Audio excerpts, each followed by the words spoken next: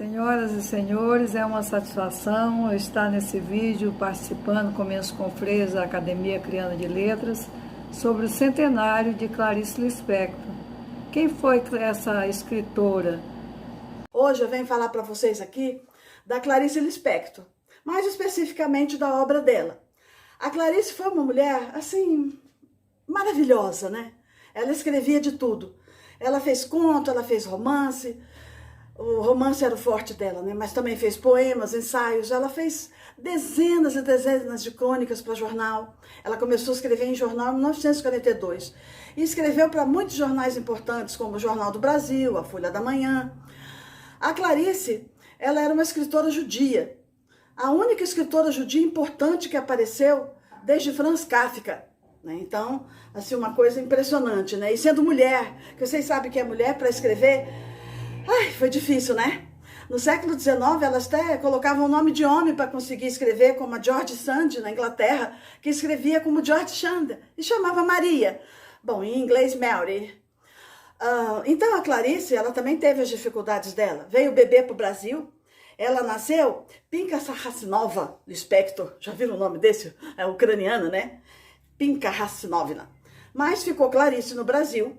E ela morou nas cidades de Maceió, Recife e Rio de Janeiro. Então, toda a obra dela, as narrativas, os contos, os romances, se passam nessas cidades, que ela conhecia muito bem.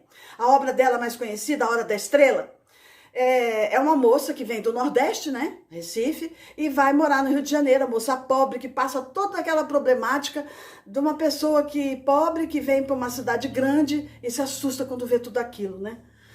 Eu até ia falar dessa obra, que é mais conhecida. Também pensei na Maçã no Escuro, O Lustre, que são muito referenciadas. A minha predileta das obras delas, que é um livro de contos chamado Felicidade Clandestina, porque tem um conto que ela fala de uma menina que vivia em Recife e de repente mudou para o Rio de Janeiro. E ela amava livros. E ela descobre a biblioteca da escola, assim... imensamente mais rica do que a biblioteca da escola no Nordeste. E esse é bem a Clarice, né? Porque a Clarice coloca muitos traços bibliográficos na sua obra. E ela era essa menina, né? Que morou anos no Recife e vem para a cidade grande, Rio de Janeiro, e se vê diante de muito mais livros, que era o mundo dela e que ela amava, né? Mas eu também não vou falar de Felicidade Clandestina. Minha alma tem o peso da luz, tem o peso da música, tem o peso da palavra nunca dita. Prestes, quem sabe, a ser dita. Tem o peso de uma lembrança. Tem o peso de uma saudade. Tem o peso de um olhar. Pesa como pesa uma ausência, e a lágrima que não se chorou. Tem o imaterial peso da solidão, no meio de outros.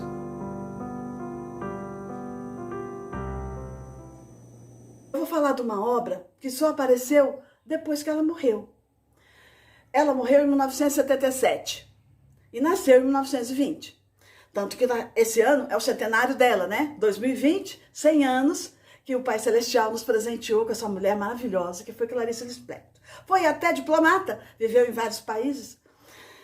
Ela escreveu contos desde os 14 anos. Então, no livro A Bela e a Fera, tem 8 livros da Clarice Lispector. 8 contos. 6 ela escreveu com 14 anos, quando ela começou a escrever na vida, em 1940. E começou a publicar em 1942, quando ela entra para o primeiro jornal. E os 2 últimos contos do livro ela escreveu no ano em que ela faleceu, pouco antes de morrer. Por isso que ela não viu a obra ser publicada, né? Ela morreu em 77, a obra foi publicada em 79. Então tem 8 contos, gravaram bem? 8 contos, 6 que ela escreveu mocinha de 14 anos, que ela era bem arrojada, aquele ímpeto, a gente sente nela aquela vontade de despejar, de colocar tudo para fora, de falar do mundo, do que ela sentia, da condição de vida da mulher, que sempre foi tão oprimida, né? Na África se tira o clitóris, em outros países casa com 9 anos, como no Irã, casa com 9, 10 anos e tem relação sexual desde essa idade. No Brasil são toda hora assassinada. Perdão disso, mas Rio Branco é a segunda em assassinato de mulher no Brasil. Logicamente, primeiro é São Paulo. Então, Clarice, nesse último livro dela, não podia deixar de falar dessas coisas. Dessas coisas. Da questão da sexualidade, da questão da violência da mulher. Esses 8 contos falam da mulher de uma forma tão pungente, tão emocionante. Por isso que eu abri mão de falar de um romance. Ai, gente, ela fala das nossas dores de uma maneira tão certa. Ela era considerada com estilo intimista. Esse negócio de intimismo é assim uma coisa como você escrever falando do sentimento, das impressões que os personagens têm. E também é marcado por epifania. Epifania, meus alunos sempre regalavam um olhão, pensando que eu ia ensinar coisa difícil. E eles sempre achavam que eu nunca ia conseguir ler Clarice Lispector. Mas comigo eu conseguia. Pergunta para meus ex-alunos. Então, epifania é porque ela tinha assim um modo especial de ela pegar alguma coisa muito simples do cotidiano que faz, de repente, você ter uma revelação incrível e achar um sentido para a sua vida ou para as coisas da vida. Isso é o que consiste essa questão da epifania, certo? E tudo marcado por um viés psicológico muito grande. Ela descreve mais pelo lado psicológico. Então, os 8 contos da Bela e a Fera falam de solidão, falam da dor das mulheres sempre oprimidas, caladas, silenciadas, excluídas. É um livro com histórias, digamos, um pouco dolorosas, mas profundamente refletidas. E um dos contos chama Bela e a Fera e dá nome ao livro. Mas, na verdade, os 8 contos refletem sobre quem é Bela e quem é Fera nessa vida. Sou composta por urgências. Minhas alegrias são intensas. Minhas tristezas, absolutas. Entupo-me de ausências. Esvazio-me dos excessos. Eu não caibo no estreito. Eu só vivo nos extremos. Pouco não me serve. Médio não me satisfaz. Metades nunca foram meu forte. Todos os grandes e pequenos momentos, feitos com amor e com carinho, são para mim recordações eternas. Palavras até me conquistam, temporariamente. Mas atitudes, estas me perdem ou me ganham para sempre.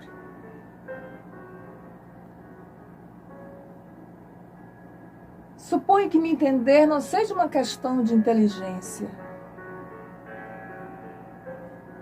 e sim de sentir, de entrar em contato.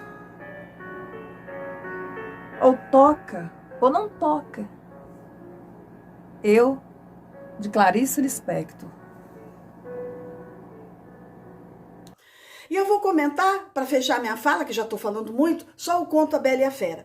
É um conto de uma moça que sai na rua para fazer as coisas dela, tropeça-se na calçada e vê um mendigo com uma ferida enorme. Tanto que o conto chama A Bela e a Fera ou A Grande Ferida. Aí a gente já pensa logo, a moça era linda, né? Conforme ela é descrita, de uma classe social abastada, né? Classe média alta. E o cara, um mendigo com uma feridona, doente, cheirando mal, a fera, né? Ela, linda, da classe média alta, a Bela. Aí ela vê a ferida, fica tocada e vai conversar com esse mendigo. E da conversa que ela tem com ele, ela sai dali Ela só conversa com ele 1, 2 minutos. Mas é como se tivesse conversado uma eternidade. Ela sai profundamente tocada e, de repente, acontece a epifania. Ela tem uma revelação. Ela vivia em guerra existencial, achando que as mulheres eram inferiores, não servem para nada, só serve para servir o homem, para ser mutilada, para ser violentada, para servir, para ser explorada. E, de repente, ela percebe o valor dela.